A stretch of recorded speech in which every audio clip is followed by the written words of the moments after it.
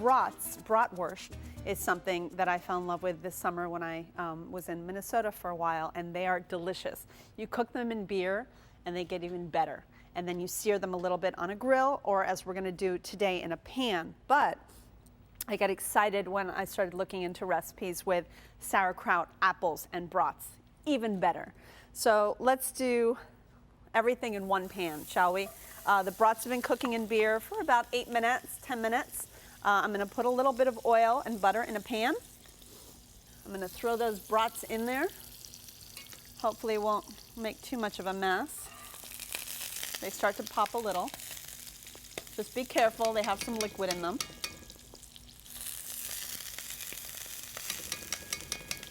And don't throw away that beer because we're gonna use it in a minute. Okay, next in goes some sauerkraut and your apples. I used Granny Smith apple, and these are also going in this pan, and everything is just gonna be sauteed for a few minutes. I can't get away from fennel seed. It's one of my favorite spices. So I'm gonna add a little bit of fennel seed to the mix, and of course caraway seed. We wouldn't be anywhere without a little bit of caraway seed in our German recipes. So a little bit goes in there. I'm gonna season the sauerkraut and apples with a little salt and pepper.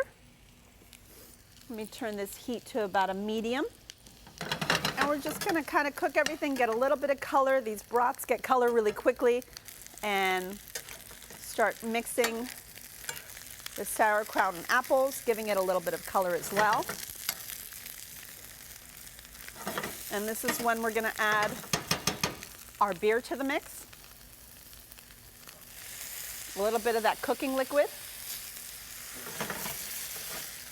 And that is about it. And you have this beautiful, very homemade tasting, fresh, delicious sauerkraut with apples.